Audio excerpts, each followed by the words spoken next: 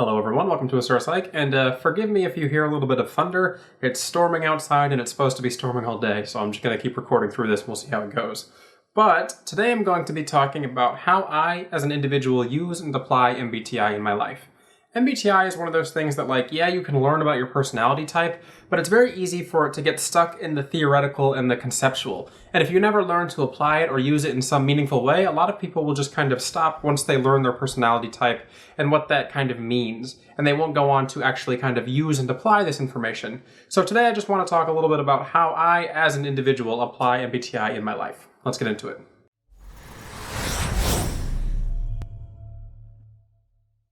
So one of the reasons that Briggs developed the MBTI was that so types who had opposite preferences could kind of come together and communicate with each other and bridge those differences between them.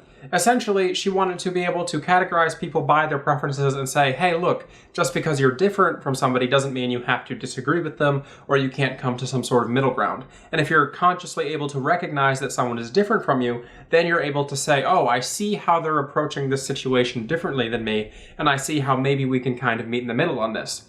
And that's why the symbol for the MBTI Foundation, for example, is 4 hands coming together. It represents these 4 preferences coming together with one another. So that's kind of the approach that I take with MBTI. For me, MBTI is primarily not only about the theoretical cognitive aspect, but also about the practical application aspect in terms of communication. And for me, it's helped me the most in terms of communication. The other huge area, though, that MBTI has helped me with a lot, and this helped me the most when I first initially got into Myers-Briggs type and kind of Jungian psychology, was self-development and understanding my weaknesses. I discovered type, and when I started applying type to my own weaknesses, my life really turned around. As some of you who are older viewers on this channel might know, I used to, for example, weigh 300 pounds. I was a very heavy person. I lost 120 pounds. And my kind of journey with that started at around the same time as when I started learning about type and when I started studying the repressed extroverted sensing function of the INTJ personality type. When I started to say, oh, this is something that I'm unconsciously doing in my life. I'm just kind of eating all the time. I'm filling in this extroverted sensing pleasure. Maybe there's some way I could turn this habit into another habit and fill that void. And for me, that was something that was really helpful. Putting myself on a nice diet, regimen, giving myself exercise, these types of things were all very helpful to me as an individual, and I really turned my life around. And what's interesting is once I turned my life around in terms of extroverted sensing, once I took care of my shadow function, my repressed function, the rest of my life kind of fit into place. And this actually matches what Jung says in psychological types. For example, the battle with the shadow comes before the anima or the animus. So for me, I took care of my extroverted sensing habits, and then after that, after I lost weight, I, for example, went to college, was a straight A student, and then I got married just a few years later after being single for the entirety of my entire life. For me, taking care of that repressed function aspect was the biggest personal application of personality type in terms of MBTI and Jungian psychology. So I think overall, the idea of just knowing why you do things the way you do, why you're kind of interacting with the world in the way you do, how your cognition works is really important. Because if you can understand why you're interacting with the world in the way you are, then you can begin to change your habits around that and develop good habits for yourself that more so align with the healthy needs of your cognitive functions, as for example I did with extroverted sensing.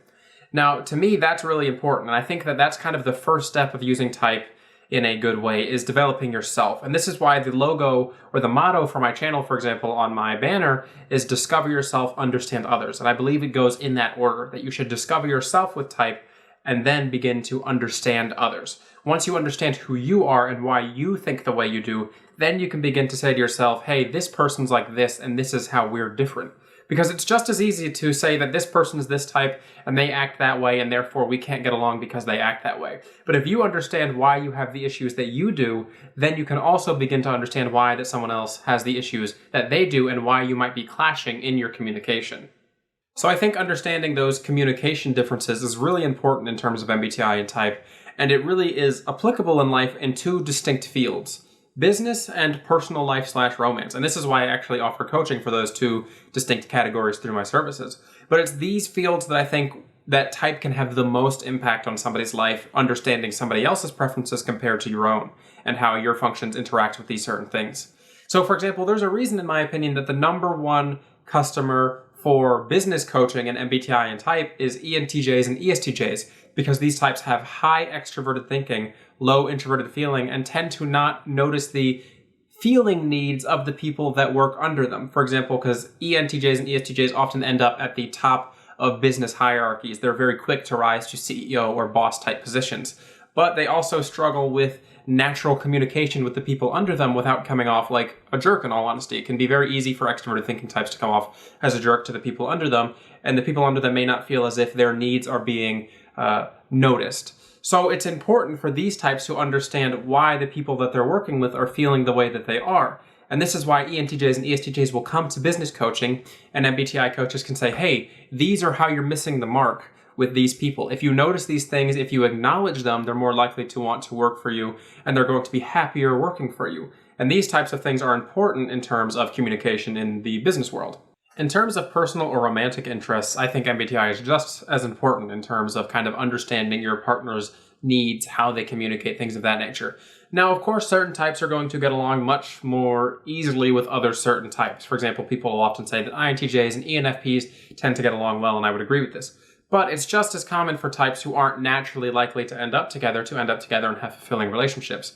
For example, I'm an INTJ with an ENFJ partner, and this isn't a typical relationship. But learning to get past the communication barriers and understand the needs of your partner is important in any relationship, whether you naturally communicate or not. And it's important to understand why they have these needs and what it means to fill those needs appropriately. So for me, having an ENFJ partner, it was very difficult at first, for the first few years, to realize that she needed kind of affirmation and confirmation of feelings. She likes to be reminded of my feelings towards her. And as a tertiary introverted feeling type, this is difficult for me. It's not easy for me to express emotions in that way. Emotions related to love specifically are not easy for me to express. So for me, learning that she needed that, I could kind of think to myself, well, okay, if I can't express this verbally, if I can't express this physically and emotionally, is there some other way that I can express these things to her so she can have her needs met? And for me, I learned that kind of doing acts of service for her, doing things of that nature, showing her through actions that I cared for her, I was able to fill that need and make her feel appreciated and loved without actually having to be open and emotionally expressive about it. Just want to take a few seconds of your time here to talk about my affiliate partner on this channel, Bones Coffee. Bones Coffee is a coffee company that I've been personally buying from for more than 2 years.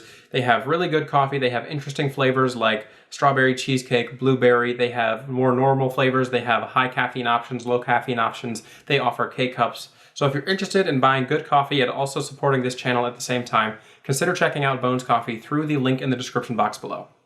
Just to give one more example of how type has helped me in my kind of life personally, I used to work in retail. I had a boss who was very obviously an ESTJ, T-E-S-I, all the way, a very commanding type of person. And I needed to communicate with him at one point. I needed to come in an hour earlier and get off an hour earlier every day of the week because I had school. Now, typically, the position that I was in wasn't allowed to come in that early in the day. And I knew that if I went and asked him about that, he would probably say no. But I thought to myself, well, this is an ESTJ.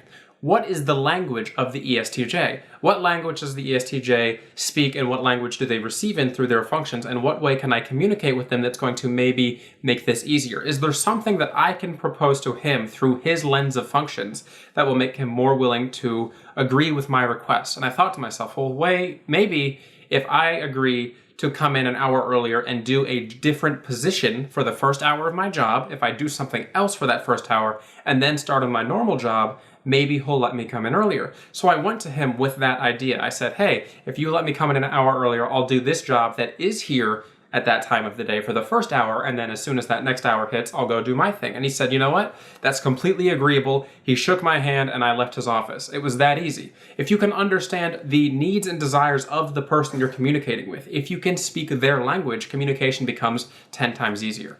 That type of communication thinking that I had with my previous boss is now the type of communication that I try to employ with people that I want to have a mutually beneficial kind of relationship with. Someone who I want to make sure that we can both get what we need from each other. Because it's very easy as humans to be selfish and want our things and to say, this is what I need or want, and I need it, and if they're not going to give me that, then I'm not going to give them something. But a lot of people don't realize that if they just work to meet on that middle ground, to say, hey, if I meet you here, will you meet me here? People 9 times out of 10 are at least going to be able to budge a little bit. Now, if you stay off on your side of the bridge and you say, hey, well, I need my thing, and if you're not going to give me that, I won't give you anything, then they're going to stay on their side of the bridge. And if you're the first one to say, hey, maybe we can meet in the middle, they're usually going to be able to meet you there. And I think it's really important in terms of MBTI typing communication to understand this concept, to understand that if you're the one who's willing to reach out and maybe reach out your hand and say, hey, I'll do this if you do this for me, then people will be more willing to work with you. That doesn't mean you always have to be that person. And you don't want to be a doormat. You don't want to be the person that's just giving, and not receiving in return. You have to stand up for your own needs as well. But if you're willing to put your hand out and at least try, then I feel like most people are going to have more success in terms of communication. All right, everybody, that's how I, as an individual, use MBTI and type in my life and how it's helped me as a person grow and communicate better with other people. Let me know down below in the comment section how you as an individual have used MBTI, or if you haven't used it yet, how do you think you could use it to improve your life in the future? I think that this is a really important topic, and I hope that people out there can learn from this and maybe start to apply type in their life if they haven't already. I do want to remind everybody that I do have personality typing sessions available at my website, asurapsych.com, if you're interested in working with me to find out what your personality type is and what that means for you. This has been Asura at Asura Psych. Have a good one.